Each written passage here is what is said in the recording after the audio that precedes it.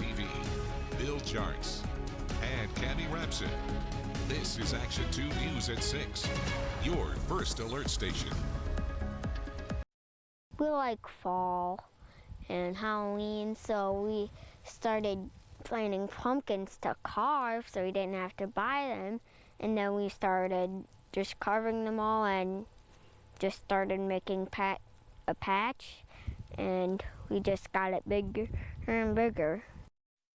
Two Reidsville boys have begun quite the little businessmen each fall leading up to Halloween. They got a solid business plan. Before their work begins, it actually takes place long before that. They have their dedication second to none.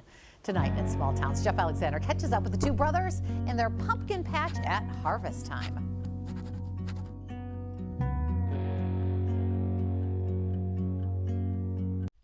Knee-deep in their prized pumpkin patch. There's a really big white one down there, and there are some big orange carving pumpkins.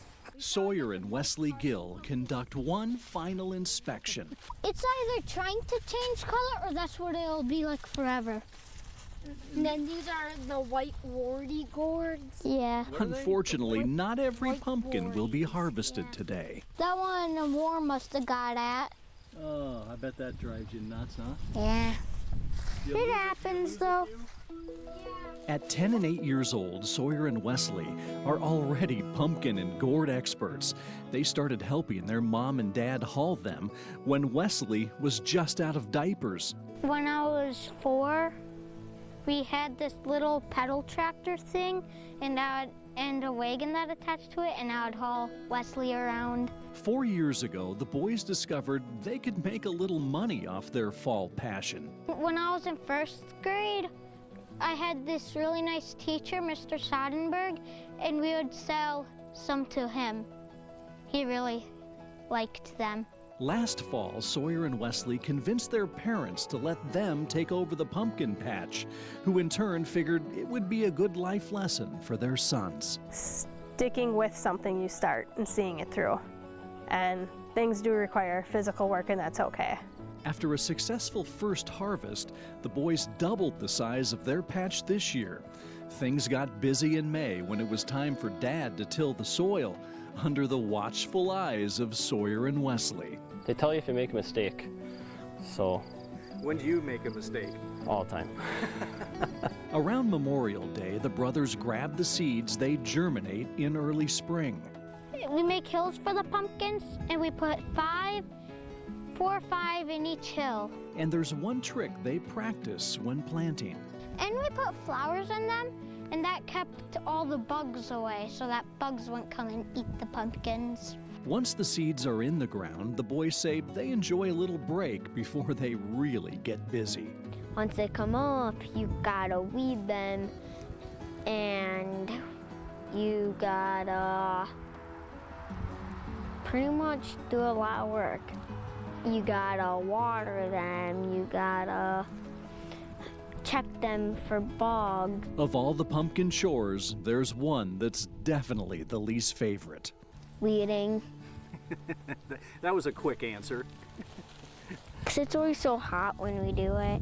Yeah, there was some hot days out here pulling weeds, and they weren't happy about it, but they did it. Early summer turned out to be so hot, the boys worried their pumpkin patch might be in trouble. I thought we were only gonna have 1 wagon, not 2 wagons. There's easily 2 wagons in here. When September rolls around, Sawyer and Wesley say their pumpkins let them know when they're ready to be picked. Some will turn orange, some will turn white, some will turn green. But the trick with the green ones it's hard because they're green, but they turn green.